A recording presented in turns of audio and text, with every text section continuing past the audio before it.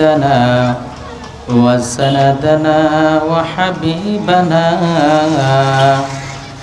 وحبيب ربنا ومولانا محمدا عبده ورسوله وداعيا إلى الله بإذنه وسراجا وقمرا منيرا أما بعد فقد قال الله تعالى في كلامه المجيد والفرقان الحميد أعوذ بالله من الشيطان الرجيم بسم الله الرحمن الرحيم قل هو الله أحد الله الصمد لم يلد ولم يولد ولم يكن له كفوا أحد وقال النبي صلى الله عليه وسلم حبك إياها أدخلك الجنة وقال تعالى في شان حبيبه مخبرا وآمرا إن الله وملائكته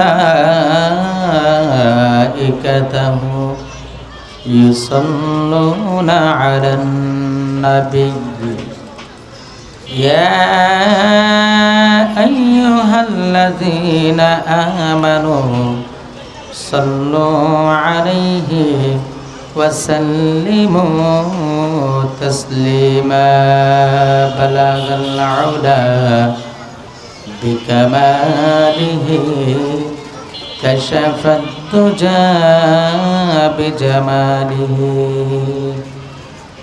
حسنت جميع خصاله صلوا عليه وآله محمد نے آकर कुफ्र को मिटाया कुफ्र को मिटाकर सदाकत को बताया ला इलाहा इल्लल्लाह ला इलाहा इल्लल्लाह ला इलाहा इल्लल्लाह ला इलाहा इल्लल्लाह ला इलाहा इल्लल्लाह ला इलाहा इल्लल्लाह ला इलाहा इल्लल्लाह হাসিয়া খেলে প্রেমের খেলা ফিরাউন দেয় তারে কত জ্বালা আসমান দেখে আল্লাহ বলে আসমান থেকে আল্লাহ বলে খুলে দাও জান্নাতের তালা লা ইলাহা ইল্লাল্লাহ লা ইলাহা ইল্লাল্লাহ লা ইলাহা ইল্লাল্লাহ মুহাম্মাদুর রাসূলুল্লাহ সাল্লাল্লাহু আলাইহি ওয়াসাল্লাম। হযরত ওমর রাদিয়াল্লাহু তাআলা আনহু নুরানি হাফিজিয়া মাদ্রাসা ও এতিমখানার উদ্যোগে কর্তৃক আয়োজিত ওয়াজ মাহফিলের সম্মানিত সভাপতি দিগার উলামায়ে কেরাম, পর্দার আড়ালে আছেন পর্দানিশীন মা ও বোনেরা, আমার সামনে উপবিষ্ট শ্রোতাবৃন্দ, সর্বপ্রথম মহান রব্বুল আলামিনের দরবারে অসংখ্য শুকরিয়া জ্ঞাপন করি যে রব্বুল আলামিন আপনাকে আমাকে খুব মায়া করে, মহব্বত করে, ভালোবেসে আজকের এই জান্নাতি বাগানের মধ্যে আসার বসার সুযোগ দান করেছেন। সেই মহান রব্বুল আলামিনের দরবারে কালিমাতু শুকুর করি, সবাই বলে আলহামদুলিল্লাহ।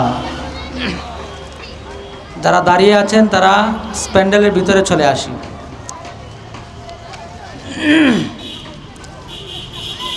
মহান রব্বুল আলামিনের নেয়ামতের শুকুর যে করে, আল্লাহ রব্বুল আলামিন নেয়ামতের আরও বৃদ্ধি করে দেন, নেয়ামত আরও বৃদ্ধি করে দেন। মহান রব্বুল আলামিন কুরআনুল কারীমের মধ্যে বলেন, লা ইন শাকারতুম লা আযীদান্নাকুম ওয়া লা ইন কাফারতুম ইন্না আযাবি লাশাদীদ। মহান রব্বুল আলামিন পবিত্র কুরআনুল কারীমের মধ্যে ঘোষণা করেন, আমার নেয়ামত পাইল, আমার নেয়ামত খাইল, আমার নেয়ামত পরিধান করলো, এই নেয়ামত পাইয়া যেই বান্দা আমার নেয়ামতের শুকরিয়া জ্ঞাপন করলো, আমি রব্বুল আলামিন তার নেয়ামত আরো বাড়াইয়া দিব। আর যেই ব্যক্তি আমার নেয়ামত পাইল, আমার নেয়ামত খাইল, আমার নিয়ামত উপভোগ করলো, কিন্তু নিয়ামতের শুকরিয়া জ্ঞাপন করলো না, জেনে রাখো আমার আযাব কিন্তু অত্যন্ত কঠিন, আমি নিয়ামতগুলাকে চিনাইয়া নিব। এই জন্য আজকের এই মাহফিল একটা নিয়ামত, এই মাহফিল জান্নাতের বাগান, যদিও সেটা রাস্তার মধ্যে হয়ে থাকে, কিন্তু এখনের জন্য, আজকের রাতের জন্য এই মজলিসটা হলো জান্নাতের বাগান। যে ব্যক্তি জান্নাতের বাগানে প্রবেশ করবে সে কখনোই জাহান্নামে যাইতে পারে না। জান্নাতের বাগানে প্রবেশ করছে, গুনাহমুক্ত হয়ে জীবন যাপন করবে, গুনাহমুক্তভাবে এই মজলিস থেকে বাহির হবে। এজন্য যখনই আপনার নেয়ামত আসবে তখনই আল্লাহ তাআলার শুকরগুজার হতে হবে, শুকরিয়া জ্ঞাপন করবেন, আল্লাহ তাআলা নেয়ামত বাড়াইয়া দিবেন। আপনি 100 টাকার মালিক হয়েছেন, আপনি শুকরগুজার হয়েছেন, আল্লাহ রাব্বুল আলামিন দেখবেন এই 100 টাকা আজকে হয়েছে, কালকে হইতে পারে আল্লাহ রাব্বুল আলামিনের শুকরগুজার হওয়ার কারণে 200 টাকার মালিক বানায়া দিতে পারে। এজন্য শুকরগুজার করতে হবে, মহান রব্বুল আলামিনের প্রশংসা জ্ঞাপন করতে হবে। প্রশংসা জ্ঞাপন না করলে রব্বুল আলামিন কিন্তু নিয়ামত ছিনাইয়া নেয়। মূসা আলাইহিস সালাতু ওয়াস সালামের যুগে একজন ব্যক্তি, যেই ব্যক্তিটার হাতও নাই, যেই লোকটার পা নাই, অঙ্গহানি অবস্থায় লোকটা, ওই লোকটা মূসা আলাইহিস সালাতু ওয়াস সালামকে বলে, পয়গম্বর মূসা, আপনি তো মাওলায়ে পাকের সাথে কথা বলতে পারেন, সুতরাং আপনি আমার কথা আমার মাওলার কাছে জিজ্ঞাসা করবেন। এই যে আমি, আমার হাত নাই, পা নাই, মাটির টুকরার মতো জমিনের বুকে পড়ে আছি, আল্লাহ রাব্বুল আলামিন আমাকে কেন সৃষ্টি করেছেন? এই জন্য তুমি আমার মাওলায়ে পাকের কাছে জিজ্ঞাসা করবে। মূসা আলাইহিস সালাতু ওয়াস সালাম মহান রবের সাথে কথা বলে যখন ফিরে আসতেছিলেন, ওই লোকটার সাথে আবার দেখা হলো।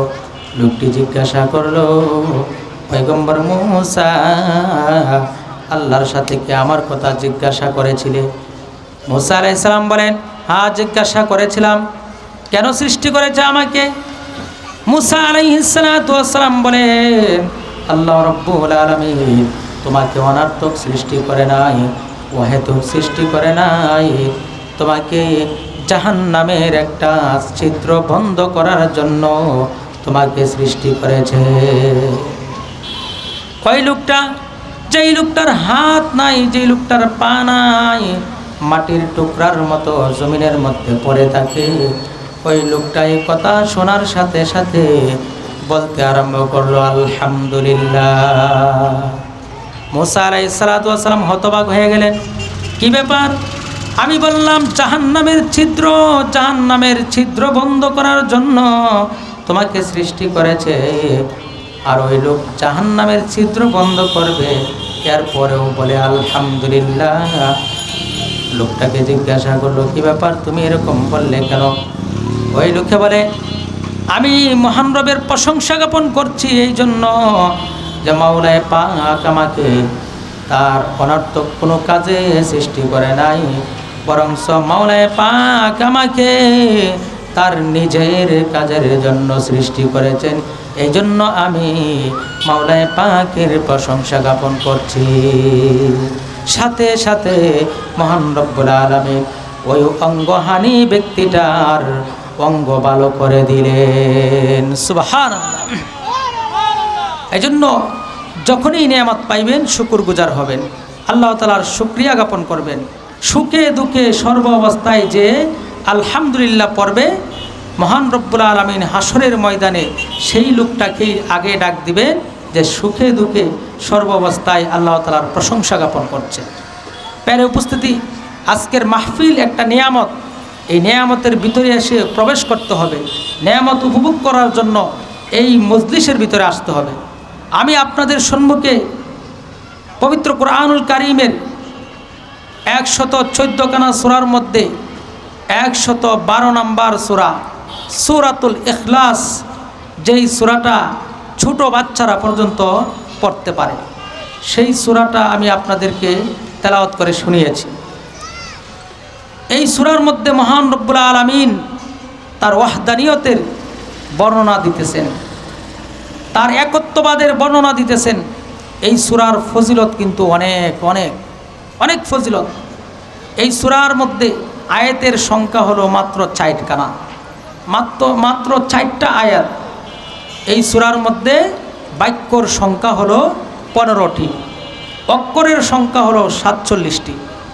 এই সূরাটা নাজিল হয়েছেন কাফের বেঈমানেরা, ইহুদি নাসারা খ্রিস্টানেরা যখন রাসূল কারীম সাল্লাল্লাহু আলাইহি ওয়াসাল্লাম লোকদেরকে আল্লাহ তাআলার পথে ডাকতেন, তখন কাফের বেঈমানেরা বলতে আরম্ভ করলো, এই মুহাম্মদ, তুমি আমাদের প্রভুর নামে দুর্নাম রটাও, তোমার প্রভুর পরিচয় দাও, তুমি তোমার প্রভুর পরিচয় দাও। মুহাম্মাদুর রাসূলুল্লাহ সাল্লাল্লাহু আলাইহি ওয়াসাল্লামকে যখন কাফেররা আল্লাহ রব্বুল আলামিনের পরিচয় দেওয়ার জন্য বলল, মহান রব্বুল আলামিন জিবরাইল আমিনের মাধ্যমে সূরাতুল ইখলাস নাজিল করে দিলেন। বলতে আরম্ভ করলেন, হে নবী, কুল হুয়াল্লাহু আহাদ, হে নবী আপনি বলুন আল্লাহ এক, অদ্বিতীয়, আল্লাহ এক অদ্বিতীয়। আপনি তাদেরকে বলে দিন আল্লাহর সাথে কোনো শরীক নাই। মহান রব্বুল আলামিন সূরাতুল ইখলাসের মধ্যে পরিপূর্ণ ওয়াহদানিয়তের প্রমাণ দিতেছেন। মহান রব্বুল আলামিন যে এক, তার কোনো সন্তান নাই, তার কোনো বিবি নাই, তার কোনো বাচ্চা নাই, তিনি কখনো বিবাহ করবেন না, এই পরিচয় মহান রব্বুল আলামিন দিতেছেন এবং বলতেছেন যে, হে নবী আপনি বলে দিন কুল হুয়াল্লাহু আহাদ, আল্লাহ এক অদ্বিতীয়। মহান রব্বুল আলামিন এক আয়াতের মধ্যে বলেন ওয়াল্লাহুল ওয়াহিদুল কাহ্হার, আরেক আয়াতের মধ্যে বলেন ওয়াল্লাহুল্লাযী লা ইলাহা ইল্লা হুয়াল হাইয়ুল কাইয়্যুম। আরেক আয়াতের মধ্যে আল্লাহ তাআলার পরিচয় দেন, আল্লাহু লা ইলাহা ইল্লা হুয়াল হাইয়ুল কাইয়্যুম লা তাখুযুহু সিনাতুন ওয়ালা নাওম। আল্লাহ হলো এমন সত্তা যিনি চিরঞ্জীব, যিনি চিরঞ্জীব, তার কোনো মৃত্যু নাই, যিনি হলেন এক অদ্বিতীয়, তিনি কখনো ঘুমান না এবং তিনার তন্দ্রাও আসে না। আল্লাহ তাআলা ঘুমান না। কেন ঘুমান না? এই জন্য ঘুমান না যে তার কোন বান্দা গভীর রজনীতে আরামের ঘুমকে হারাম করিয়া, কোন অসুস্থ বান্দা, কোন ক্যান্সারে রোগে আক্রান্ত বান্দা আরামের ঘুমকে হারাম করিয়া কখন জানি আল্লাহ তাআলার কুদরতি পায়ের মধ্যে সেজদা দিয়ে বলতে থাকে, ইয়া রব্বাল আলামিন, আমি অসুস্থ, তুমি সুস্থতা দান করে দাও।